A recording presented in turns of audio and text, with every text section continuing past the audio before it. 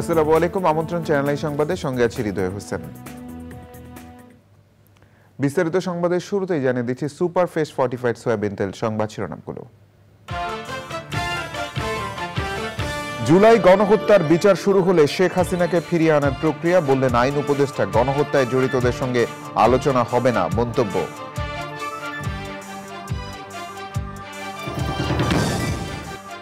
ঢাকা বিশ্ববিদ্যালয়ে সব ধরনের দলীয় রাজনীতি বন্ধে সিন্ডিকেট সভায় সিদ্ধান্ত। FH হলে যুবককে পিটিয়ে হত্যার ঘটনায় 6 শিক্ষার্থী গ্রেফতার। দেশে সার সংকট দ্রুতই কেটে যাওয়ার আশ্বাস, বিদেশি সার কোম্পানির বকেয়া পরিশোধ করা হচ্ছে দাবি।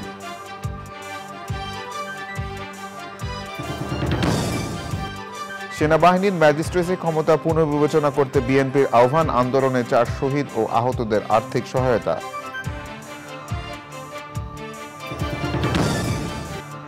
মানুষের কর্মকাণ্ডে হুমকিতে পরিবেশ ও বন্যপ্রাণী, ভারসাম্য রক্ষায় সংরক্ষণে সচেতনতা বাড়ানোর পাশাপাশি নানা উদ্যোগ।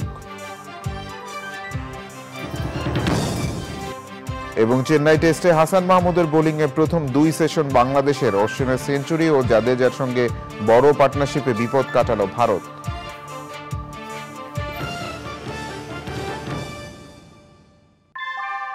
আমরা তৈরি করি বিশ্বমানের জার্মান প্রযুক্তির ভূমিকম্প সহনশীল থার্মেক্স রড, যা আপনার স্থাপনাকে নিরাপদ রাখে প্রজন্ম থেকে প্রজন্ম। সালাম স্টিল, মোস্ট ডিউরেবল স্টিল।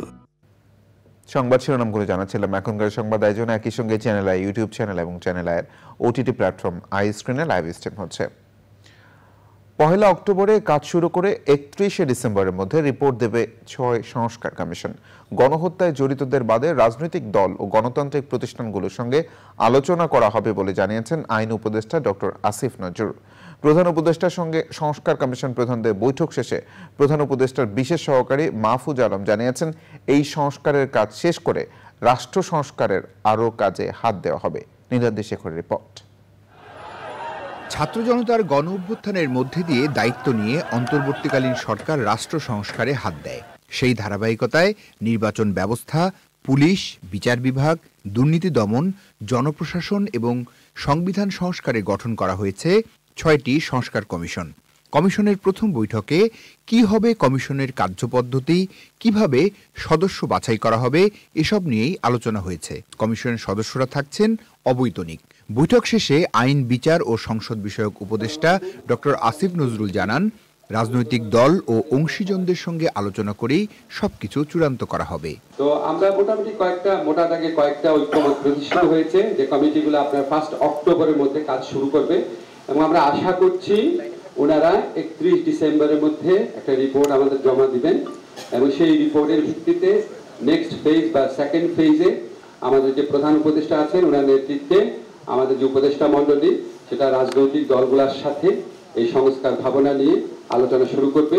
যারা গণহত্যাকারী ছিল, যারা মানবতা বিরোধী অপরাধ করেছে, আমাদের প্রায় অন্তত 1000 মানুষকে হত্যা করেছে, বিচারের ভয়ে পালিয়ে বেড়াচ্ছে, তাদের সাথে কোনো আলোচনা হবে না। তাদের বাদে সমাজে যত প্রতিনিধিত্বকারী শ্রেণী আছে, রাজনৈতিক দল আছে, তারপর আপনার সামাজিক সংগঠন, পেশাজীবী সংগঠন, ছাত্র সংগঠন, আমাদের এই বিপ্লবী অভ্যুত্থানে যারা ছিলেন।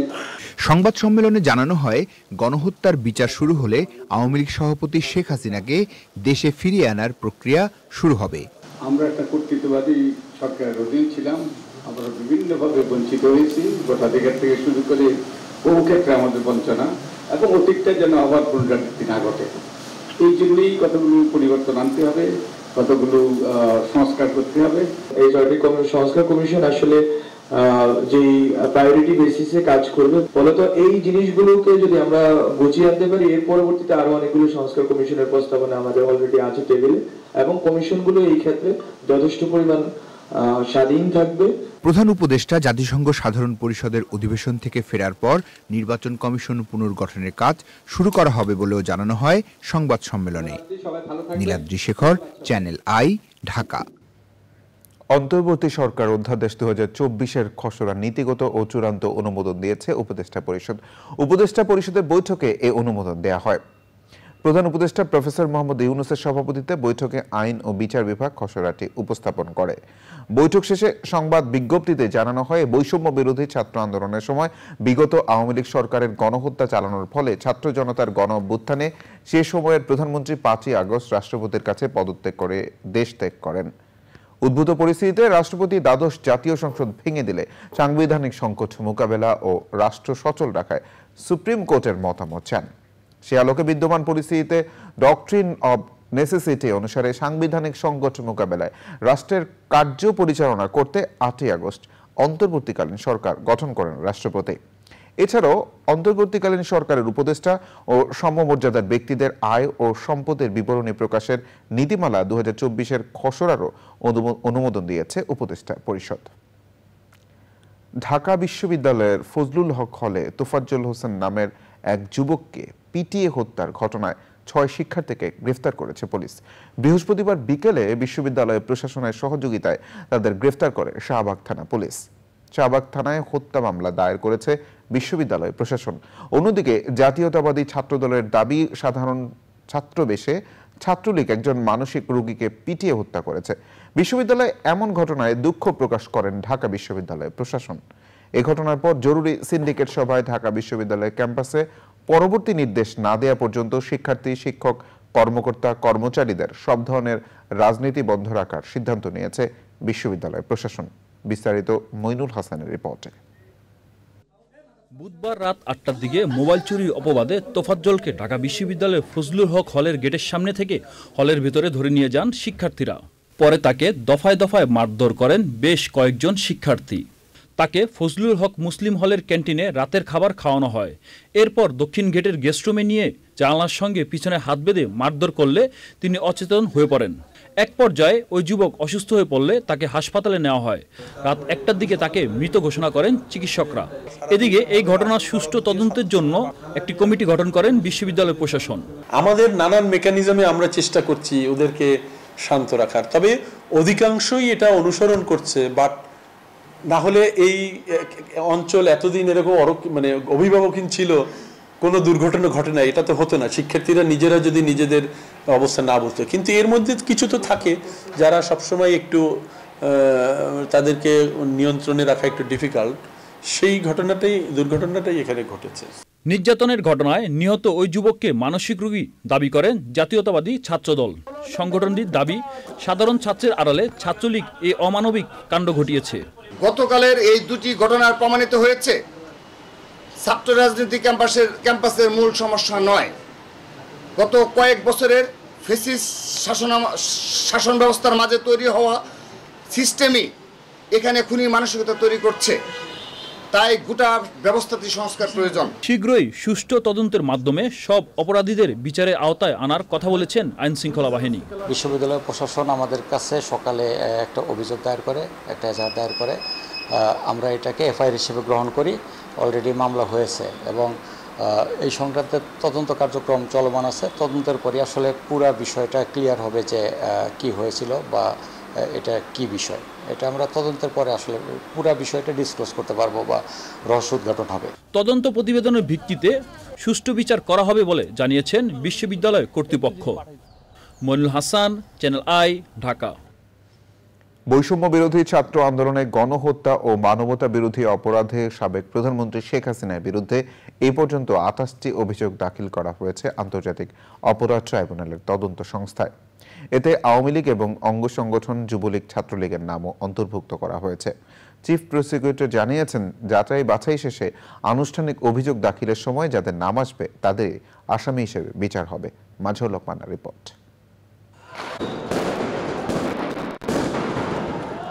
জুলাই বিপ্লবের সময় পুলিশের গুলিতে শিক্ষার্থীরা ছাড়াও নিহত হয়েছেন শ্রমিক, দিনমজুররাও।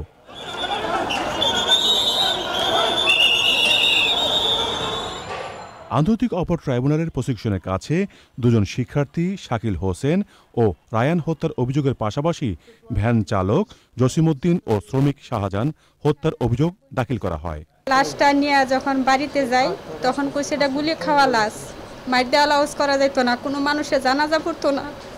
তখন আমরা রাতে 3টার সময় আমরা যারা আত্মীয় স্বজনের মাধ্যমে মনে হয় 12-13 জন মানুষ বড় জোর হইব দাফন কইরা মাটি দেওয়া হয়েছে রাতের 3টার সময়। শেখ হাসিনা সরকারের কয়েকজন সাবেক মন্ত্রী, পুলিশের তৎকালীন আইজি সহ কয়েকজন ঊর্ধ্বতন কর্মকর্তা ও র্যাবের তৎকালীন ডিজির বিরুদ্ধে গণহত্যার অভিযোগ আনা হয়েছে। প্রাথমিক বিবেচনা, প্রাথমিক তদন্তে যদি আমরা মনে করি যে সবাইকে আসামি করা প্রয়োজন, তাহলে সবাই আসামি হবে।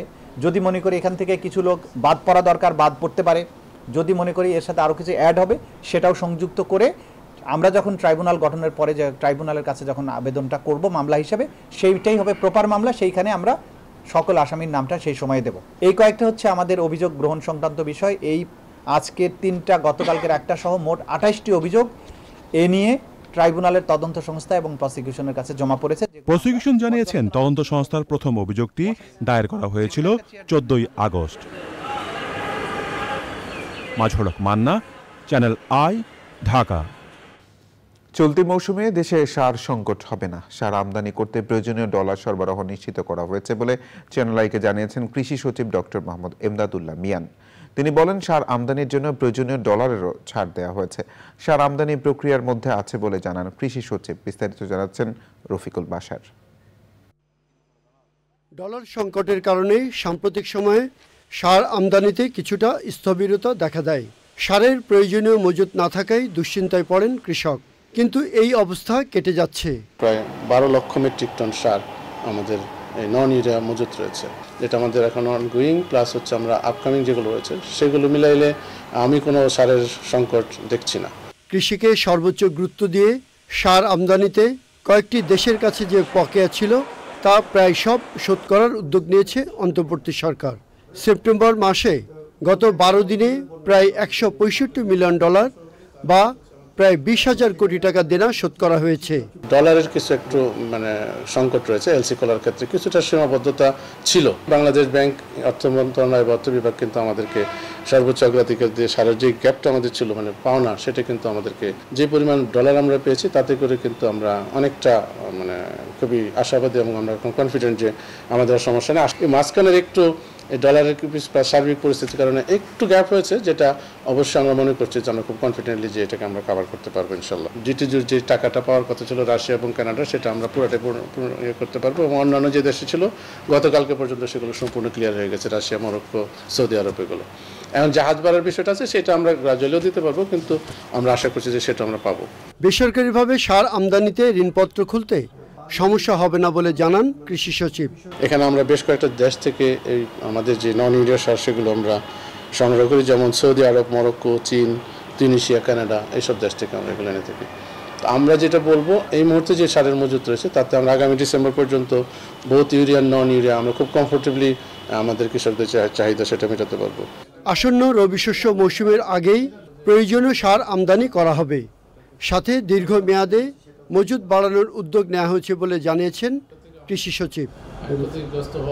Rafiqul Bashar, channel I, Dhaka. অন্তর্বর্তী সরকারের মূল অর্থনৈতিক সংস্কারের অংশ হতে প্রস্তুত বিশ্বব্যাংক। ব্যাংকটির ভাইস প্রেসিডেন্ট মার্টিন রাইজার প্রধান উপদেষ্টা প্রফেসর মোহাম্মদ ইউনূসের সঙ্গে সাক্ষাৎ শেষে এই কথা জানান। অর্থনীতির সমস্যা কাটিয়ে ওঠা, দুর্নীতি দূর করা এবং বিচার ব্যবস্থার মতো ক্ষেত্রগুলোতে মৌলিক সংস্কারের পদক্ষেপ গ্রহণের জন্য অন্তর্বর্তী সরকারের উদ্যোগ প্রসঙ্গে ভাইস প্রেসিডেন্ট তাদের উপর আস্থা রাখতে বলেন।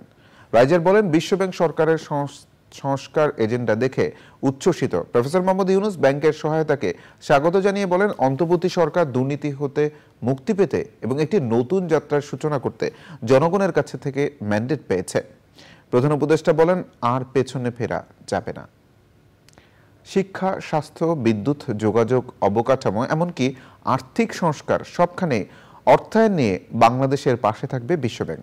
সংস্থাটির ভাইস প্রেসিডেন্ট মার্টিন রাইজার এই আশার কথা শুনিয়েছেন। প্রতিশ্রুতি অনুযায়ী চলতি অর্থবছরে $2 বিলিয়ন পাশাপাশি বহু বছর ধরে পাইপলাইনে থাকা $9 বিলিয়ন থেকে সরকার চাইলে বাজেট সহায়তা বাবদ আরও $1 বিলিয়ন খরচেও সায় থাকবে বহুজাতিক প্রতিষ্ঠানটির। রিজভী নওয়াজের রিপোর্ট। প্রফেসর ইউনূসের নেতৃত্বাধীন অন্তর্বর্তীকালীন সরকারের ইতিবাচক ভাবমূর্তির ফলে উন্নয়ন সহযোগীরা ঋণ এবং কারিগরি সহায়তা নিয়ে এগিয়ে আসছে। গত এক মাসে বিশ্বব্যাংক, এডিবি, আইডিবি, ইউএসএআইডি সহ বিভিন্ন সংস্থা এবং দেশ নতুন সরকারের পাশে থাকার ইচ্ছার কথা জানিয়েছেন। বিশ্বব্যাংকের দক্ষিণ এশিয়া বিষয়ক ভাইস প্রেসিডেন্ট মার্টিন রাইজারের সংক্ষিপ্ত কিন্তু ফলপ্রসূ বৈঠকটিও সেই সদিচ্ছার প্রতিফলন। ভেরি পজিটিভ এবং মোটামুটি কিন্তু কংক্রিট করে বলছে কি কি সহায়তা দেবে, এবং ওয়ার্ল্ড ব্যাংকের সাথে সাথে অন্যান্য ডোনারের ব্যাপারে বলেছে একসাথে কোঅর্ডিনেট করবে এবং ফান্ড, কারিগরি সহায়তা এবং অন্যান্য ব্যাপারে তাদের কোনো কার্পণ্য থাকবে না। এটা We're looking at a figure around maybe a little more than $2 billion for our fiscal year. In addition, Bangladesh has existing projects with an undispersed balance of about $9 billion.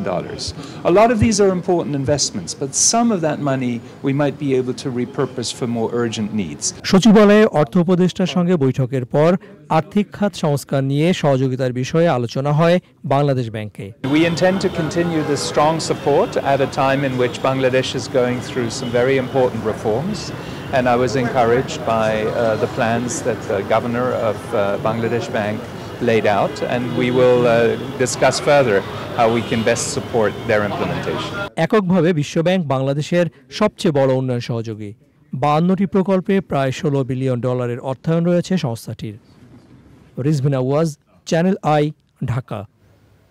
সারা দেশে সেনাবাহিনীকে ম্যাজিস্ট্রেসি ক্ষমতা দেওয়ার বিষয়টি পুনর্বিবেচনা করার আহ্বান জানিয়েছেন বিএনপি মহাসচিব মির্জা ফখরুল ইসলাম আলমগীর।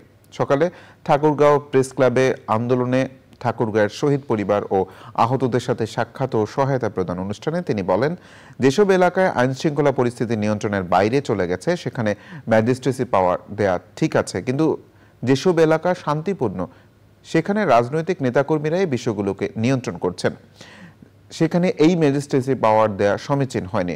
বিষয়গুলো উপলব্ধি করে সরকারকে সিদ্ধান্ত নেওয়ার আহ্বান জানান মির্জা ফখরুল। আন্দোলনে 4 জন শহীদ ও আহতদের পরিবারের মাঝে মোট 15 লাখ টাকা সহযোগিতা প্রদান করেন বিএনপি মহাসচিব।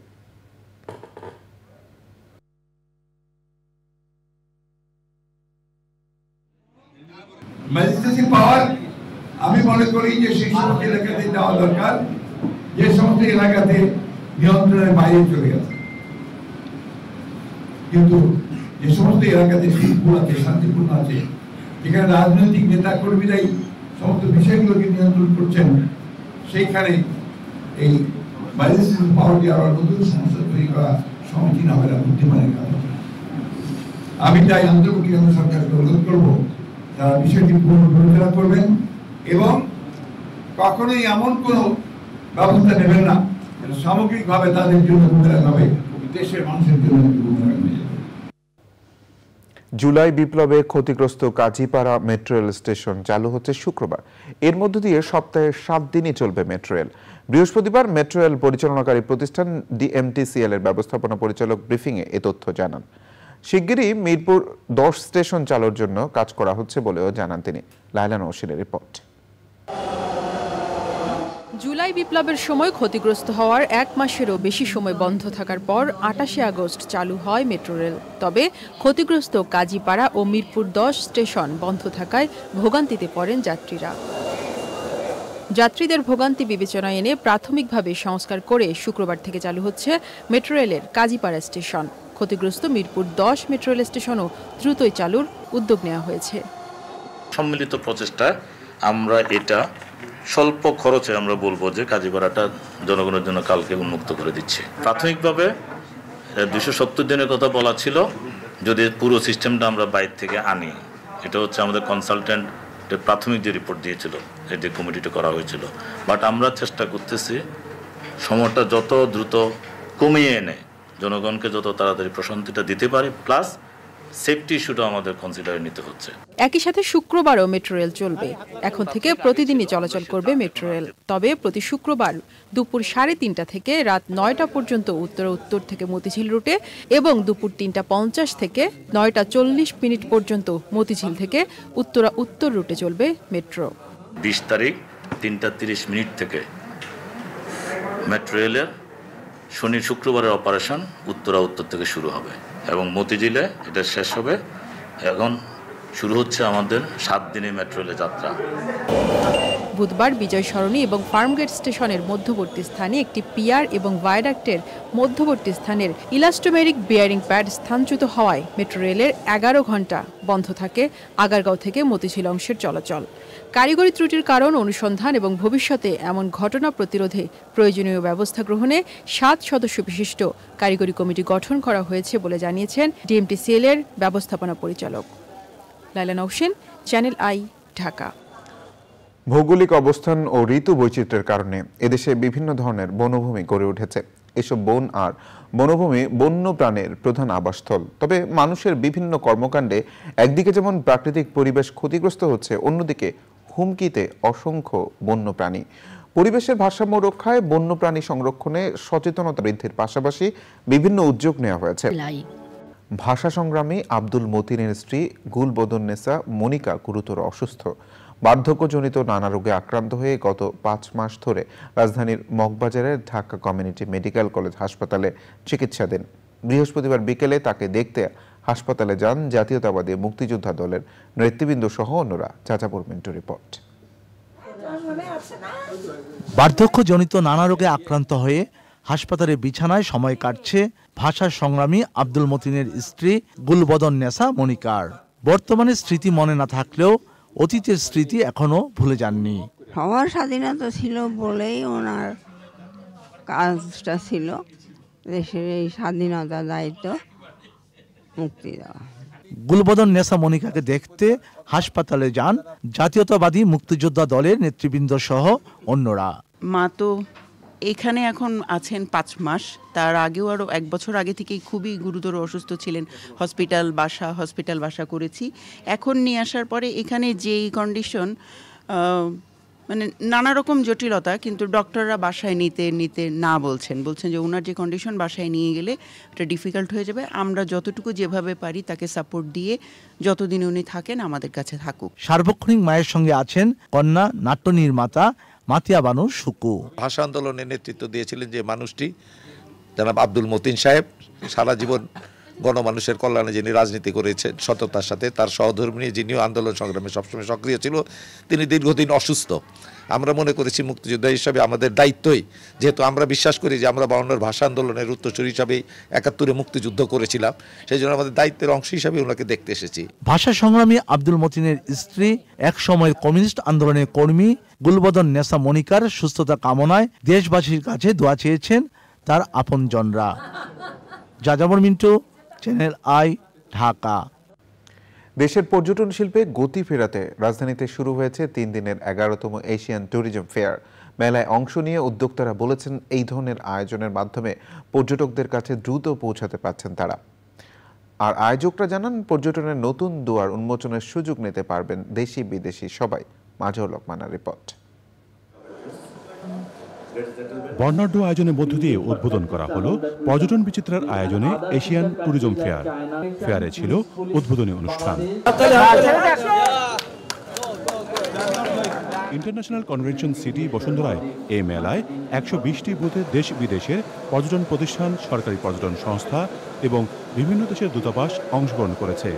আসন্ন পর্যটন মৌসুমকে ঘিরে মেলায় আছে দেশ বিদেশ ভ্রমণে নানাবিধ প্যাকেজ অফার। পুরা বাংলাদেশ সরকার পর্যটনকে দিয়ে, মানে গার্মেন্টস সেক্টরের পরে ট্যুরিজম সেক্টর দিয়ে বাংলাদেশের উন্নয়ন করা যেতে পারে। সব কিছু তো রাতারাতি দিন দেওয়ার হয় না, বাট তারপরও আশাবাদী যে আমরা ভালো একটা জায়গায় যাব। এটা খুবই পজিটিভ, এত বড় একটা ফেয়ার আন্তর্জাতিক মানের। এখানে আসলে আমার মনে হয় এটা আরও আগে হওয়া উচিত ছিল। তারপরে যেহেতু শুরু হয়েছে, এই ট্রেন্ডটা যাতে কন্টিনিউ করা হয় এটাই চাইবো। হ্যাঁ, পরিবেশের বিষয়টা নিশ্চিত হবে, তারপর হচ্ছে গেস্টদের সুরক্ষার বিষয়টা নিশ্চিত হবে, হাওরের যাতে দূষণ না হয় সেটা নিশ্চিত করা হবে। মূলত হচ্ছে ইটাব, যে ই ট্যুরিজম অ্যাসোসিয়েশন বাংলাদেশ আমাদের ডোমেস্টিক ফোকাস একটা সংগঠন। এটা নিয়ে আমরা আজকে দলবদ্ধভাবে আসার মূল কারণ হচ্ছে যে ইটাবটাকে আরও বেশি মানুষের মধ্যে ছড়িয়ে দেওয়া। আয়োজকরা জানান প্রতিদিন দর্শনার্থীদের জন্য র্যাফেল ড্রর বিপরীতে থাকবে আকর্ষণীয় গিফট ভাউচার। সবচেয়ে বড় হলো বিশ্বের দরবারে বাংলাদেশ সেফ কিনা, এটা একটা বড় প্রশ্ন ছিল, যার কারণেই আমাদের এবারের অভিপ্রায় যে খুলছে পর্যটনের দুয়ার, বাংলাদেশকে সবার কাছে পরিচিত করার উদ্দেশ্যে যে বাংলাদেশ সেফ কান্ট্রি, এখানে ট্রাভেল করা যায়। এ মেলা চলবে 21শে সেপ্টেম্বর পর্যন্ত, প্রতিদিন সকাল 10টা থেকে সন্ধ্যা 7:30টা পর্যন্ত। মাছরাত মান্না, চ্যানেল আই, ঢাকা। কওমি সনদের যথাযথ মূল্যায়ন ও বাস্তবায়নের দাবি জানিয়েছেন ওলামা মাশায়েখরা। তারা বলেছেন, নিজস্ব বৈশিষ্ট্য রেখে কওমি সনদকে স্বীকৃতি দিতে হবে। রাজধানীর ডিপ্লোমা ইঞ্জিনিয়ার্স ইনস্টিটিউশন মিলনায়তনে ওলামা মাশায়েখ আইম্মা পরিষদ আয়োজিত সম্মেলনে বক্তারা আরও বলেন, কওমি সনদের মূল্যায়ন না হওয়ার কারণে বিসিএস সহ বিভিন্ন প্রতিযোগিতামূলক পরীক্ষায় অংশ নিতে পারছেন না কওমি শিক্ষার্থীরা। অনুষ্ঠানের প্রধান অতিথি ছিলেন ইসলামী আন্দোলন বাংলাদেশের নায়েবে আমির মুফতি সৈয়দ মোহাম্মদ ফয়জুল করিম। আমাদের স্বতন্ত্র অবস্থায় এই স্বীকৃতি আমরা চাই, কওমি মাদ্রাসার স্বতন্ত্রতা বজায় রেখে এই অধিকার চাই। এটা কোনো স্বীকৃতিও না, এটা কারো অনুকম্পা না, অনুগ্রহ না, এটা আমাদের অধিকার। সে অধিকারটা কি? সে অধিকার হলো একজন ছেলে যদি বিসিএস পরীক্ষায় অংশগ্রহণ করতে চায়, সে পারবে না কেন? আমরা এই কথা বলছি না যে সবাই বিসিএস অংশগ্রহণ করতে হবে। আমাদের কোনো জেহনি মেধা সম্পূর্ণ কোনো ছাত্র শুধু বিসিএস এ আমরা এই কথা বলি না, দাওরা পাস করার সাথে সাথে তাকে বিসিএস আপনি ই করেন, উইন করেন, আমরা তো এই কথা বলি নি। সে পরীক্ষা দিয়ে পাস করার যদি যোগ্যতা রাখে, সে অংশগ্রহণ করতে পারবে না কেন? জুলাই অভ্যুত্থানে আহতদের সুচিকিৎসা ও পুনর্বাসনের দাবিতে প্রধান উপদেষ্টার বাসভবনের সামনে অবস্থান কর্মসূচি পালন করেছেন একদল শিক্ষার্থী। আন্দোলনে আহতদের চিকিৎসা ব্যয় সরকার বহন করার সিদ্ধান্ত হয়েছে। তারপরও বেশিরভাগই সুচিকিৎসা পাচ্ছেন না বলে অভিযোগ করেছেন তারা। দ্রুতই সব আহতদের সুচিকিৎসার দাবিও করেন শিক্ষার্থীরা। সাদি মাহমুদের রিপোর্ট। যাদের রক্ত ও আত্মত্যাগের বিনিময়ে বাংলাদেশ স্বৈরাচার মুক্ত হয়েছে, তাদের বেশিরভাগই সুচিকিৎসা পাচ্ছেন না বলে অভিযোগ করেছেন একদল শিক্ষার্থী। এর প্রেক্ষিতে অন্তর্বর্তী সরকারের প্রধান উপদেষ্টা ডক্টর মোহাম্মদ ইউনূসের বাসভবনের সামনে অবস্থান কর্মসূচি পালন করেছেন তারা। ছাত্র জনতার আন্দোলনে আহতদের অনেকে এখনও বিভিন্ন হাসপাতালে চিকিৎসাধীন।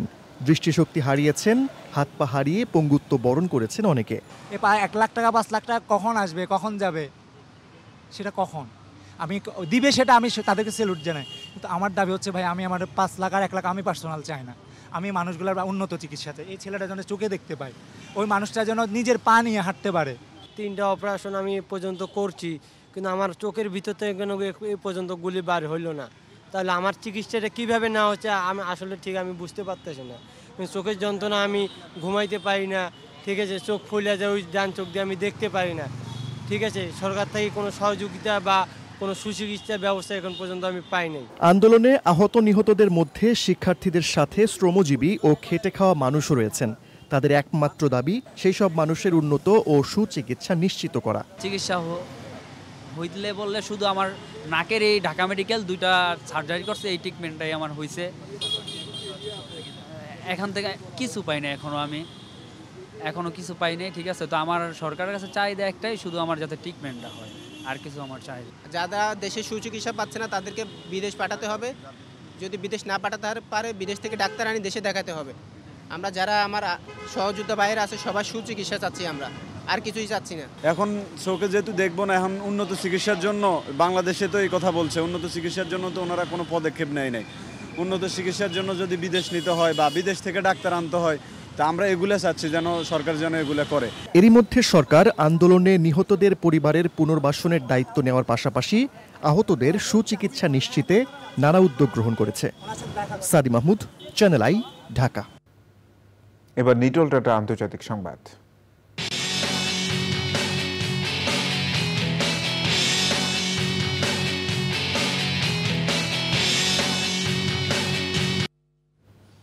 পেজার বিস্ফোরণের পর লেবাননের বিভিন্ন স্থানে বুধবার ওয়াকিটকি বিস্ফোরণে অন্তত 37 জন নিহত হয়েছেন, আহত হয়েছেন 450 জনের বেশি। মঙ্গলবার লেবাননের কয়েকটি স্থানে হিজবুল্লাহ সদস্যদের ব্যবহার করা কয়েক হাজার পেজার একযোগে বিস্ফোরণের ঘটনায় 2 শিশুসহ 12 জন নিহত হয়, আহত হয়ে প্রায় 3000 মানুষ। মঙ্গল ও বুধবারের বিস্ফোরণের ঘটনা ইসরায়েলকে দায়ী করেছে লেবাননের সশস্ত্র সংগঠন হিজবুল্লাহ। বুধবার ওয়াকিটকি বিস্ফোরণের ঘটনার পর নিজেদের সেনাদের প্রশংসা করে ইসরায়েলের প্রতিরক্ষামন্ত্রী ইয়োভ গ্যালান্ট বলেন, আমরা যুদ্ধের একটি নতুন অধ্যায়ের সূচনা পর্বে রয়েছে। এখন আমাদের সাহস, সংকল্প ও উদ্যম দরকার। এবার আই স্ক্রিন সাংস্কৃতিক সংবাদ।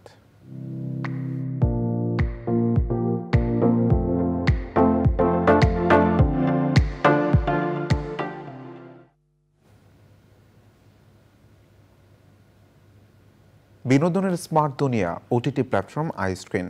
এই প্ল্যাটফর্মে প্রদর্শিত হচ্ছে ক্লাসিক সব নাটক, সিনেমা, সিরিজ। নতুন করে আই স্ক্রিনে যুক্ত হলো নাটক গ্রামের ছেলে। নাটকটি পরিচালনা ও রচনা করেছেন মেজবাহ শিকদার, অভিনয় করেছেন ইরফান সাজ্জাদ, ফারুক আহমেদ সহ অনেকে। আই স্ক্রিন সাবস্ক্রাইব করে নাটকটি দেখতে পারবেন দর্শক।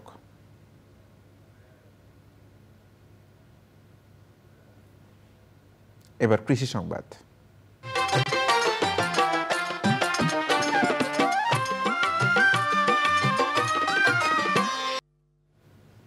রাজধানীর অদূরে সাভারের বিরুলিয়া আবাসন প্রকল্পের পতিত জমিকে কৃষি কাজে ব্যবহার করছেন ব্যবসায়ী উদ্যোক্তা মোবারক হোসেন। আবাসন প্রকল্পের দীর্ঘমেয়াদী কাজের ফাঁকে অব্যবহৃত জমি ফেলে না রেখে ব্যবহার করছেন কৃষি উৎপাদনে। নানা রকম ফল ফলাদি উৎপাদনের পাশাপাশি পুকুরে করছেন মাছের চাষ। বলছেন, জমির সর্বোত্তম ব্যবহার নিশ্চিত করতেই তার এই উদ্যোগ।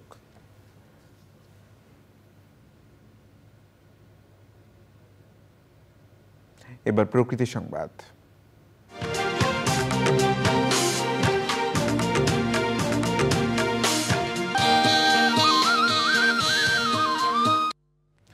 সম্প্রতি ভয়াবহ বন্যায় চট্টগ্রামের ফটিকছড়িতে নিশ্চিহ্ন হয়েছে 6 শতাধিক ঘরবাড়ি। এছাড়াও আংশিক ক্ষতিগ্রস্ত হয়েছে প্রায় 5000-এর বেশি বসতবাড়ি। সহায় সম্বল হারিয়ে মানবেতর জীবনযাপন করছেন এইসব পরিবার। স্বাভাবিক জীবনে ফিরতে সরকারের সহযোগিতা চেয়েছেন তারা। ঢাকার সড়কে শৃঙ্খলা ফিরিয়ে আনতে ফিটনেসবিহীন যানবাহনের বিরুদ্ধে অভিযান পরিচালনা করেছে ঢাকা পরিবহন সমন্বয় কর্তৃপক্ষ, পুলিশ ও শিক্ষার্থীরা।